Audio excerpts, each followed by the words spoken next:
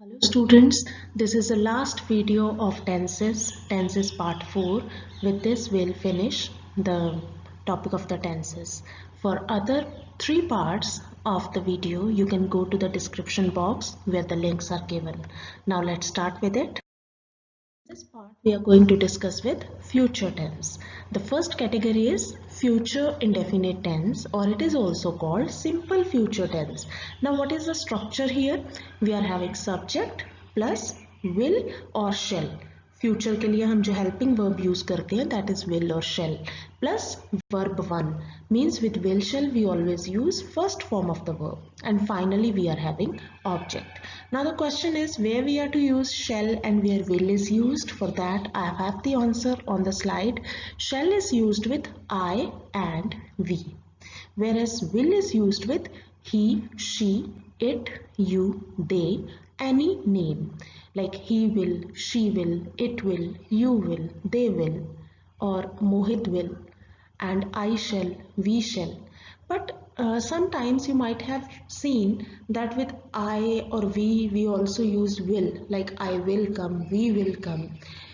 Students, this is because will shows determination. When you are determined to do something, जब आपने सोचा हुआ है कि मैंने ये काम करना ही करना है, कुछ भी हो जाए ये काम तो मैं करूँगा, then you say I will come. लेकिन जब आपको डाउट है कि शायद मैं आऊँ शायद ना आऊँ, तो you will say I shall come. जब पॉसिबिलिटी है कि वो काम ना भी हो, then we use I shall come. But when you are determined to do, जब आपने पक्का सोचा है कि करना है, then we use will with I and we. अब इस टेंस के यूजेस क्या है? Future indefinite tense is used to denote an action that will happen in future. Future में आने वाले टाइम में कोई एक्शन अगर होना है तो उसके लिए हम यूज करते हैं future indefinite. Like example is he will participate in the tournament. इसके आगे एग्जांपल्स देखो. अफर्मेटिव में आई शैल गो टू मार्केट. नेगेटिव कैसे बनेगा? विल शैल के साथ हम सिंपली नॉट अटैच कर देते हैं. I shall not go to market. Interrogative में shall I go to market, तो विल शैल बिगिनिंग में आ जाता है, फॉर्म हमारा पैटर्न चेंज हो जाता है. We use verb, subject and object. और एग्जांपल्स हैं we will achieve the goal. The school shall remain close tomorrow. We will not achieve the goal. The school shall not remain closed tomorrow. Interrogative क्या बनेगा? Will we achieve the goal? Shall the school remain closed tomorrow? Now next category is future continuous tense. इसमें structure क्या होता है? We are having subject plus will और shall plus be. इसमें हम एक नया एक वर्ड यूज करते हैं BEB प्लस वर्ब की first form plus ING plus object. अब इसमें यूजेस क्या होती हैं? It is use to express an action that will be going on at some time in future. Future में कुछ टाइम के लिए जब कोई काम हो रहा होगा, हम कहते हैं ना हो रहा होगा, तब हम यूज करते हैं future continuous. Like he will be playing a cricket match. वो क्रिकेट मैच खेल रहा होगा. अभी एक्शन हुआ नहीं है, it will happen in the future, लेकिन जब ये स्टार्ट होगा तो वो कुछ देर के लिए रहेगा, गो ऑन करेगा, कॉन्टिन्यूटी में रहेगा. For that we use future continuous tense. Other examples are the gardener will be watering the plants. I shall be reading a book. You will be planting trees. Interrogative इसको हम negative कैसे करेंगे? Will add not. The gardener will not be watering the plants. I shall not be reading a book. You will not be planting trees. और interrogative कैसे बनेगा? Will the gardener be watering the plants? Shall I be reading a book? Will you be planting trees? And now next category is future perfect tense. इसमें हमारा structure क्या होता है? We are having subject plus will or shall plus have plus third form of the verb plus object. अब जब भी हमारे पास sentence में have आ गया तो हमने थर्ड फॉर्म ही लगानी है. हमारा सब्जेक्ट कुछ भी हो, चाहे हमने विल शैल लगाया हुआ है, विल शैल के साथ जब हैव है will use third form of the verb. और विल शैल के साथ हमेशा हैव ही यूज होना है, सब्जेक्ट चाहे सिंगुलर हो चाहे प्लूरल हो. अब इसके यूजेस क्या होते हैं? It is use to denote an action which will be completed at a given time in future.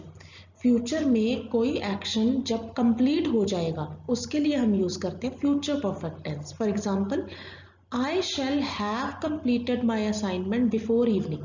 अभी शाम आनी है. अगर हम मॉर्निंग में बात कर रहे हैं, शाम अभी फ्यूचर में आएगी, लेकिन हम किस कॉन्टेक्स्ट में बात कर रहे हैं? हम शाम के उस पॉइंट को ले रहे हैं जब हमारा असाइनमेंट, जो अभी शुरू नहीं हुई लेकिन तब वो खत्म हो चुकी होगी. I shall have completed my assignment before evening. और एग्जांपल्स क्या है? It will have rained. You will have planted trees. Negative कैसे बनेगा? It will not have rained. You will not have planted trees. Interrogative, will it have rained? Will you have planted trees? And last category in future tense is future perfect continuous tense. इसमें structure क्या होता है? We are having subject plus will or shall plus have plus been plus first form of the verb with ing plus object plus since or for plus time. और uses क्या होते हैं? It is used to express an action that will have been going on at or before some point of time in future. Future में अभी action होना है, लेकिन हम उस पॉइंट ऑफ व्यू की बात लेके कर रहे हैं जहां पे एक्शन शुरू हो चुका होगा और कुछ टाइम के ड्यूरेशन में रहेगा. जैसे एग्जांपल से आपको क्लियर होगा, he will have been singing for a long time. अभी उसने गाना शुरू नहीं किया, लेकिन हमारा पॉइंट ऑफ व्यू क्या है? जब उसने गाना शुरू कर दिया होगा और वो कुछ देर से गा रहा होगा, और हम जिस पॉइंट ऑफ व्यू से बोल रहे हैं वहां पे उसने गाना अभी खत्म नहीं किया, वो अभी भी कॉन्टिन्यूटी में है एक्शन. इसलिए हम कहते हैं ना, to express an action that will have been going on at और before some point of time in future. Future में वो एक्शन हो रहा होगा, उसके लिए हम यूज करते हैं future perfect continuous tense. Examples क्या है इसकी? I shall have been waiting for you since morning. He will have been flying a kite for 2 hours. I shall not have been waiting for you since morning. Negative बन गया, हमने not attach किया. He will not have been flying a kite for 2 hours. Interrogative कैसे बना? Shall I have been waiting for you since morning? Will he have been flying a kite for 2 hours? अब यहाँ पे confuse नहीं होना कि he के साथ have आया. have जो आया वो will के साथ आया. Will he have been, तो ऐसे ही आएगा ये. Will he have been flying a kite for 2 hours? So with this we have covered future tense, and all the categories of tenses are covered in 4 parts of video. Students, this is just an explanation of the tenses. You need to practice. So give a thorough study to this topic, as it is very beneficial, as it is the basics of your English. If you know the rules, there is no chance that your grammar will be wrong. Thank you.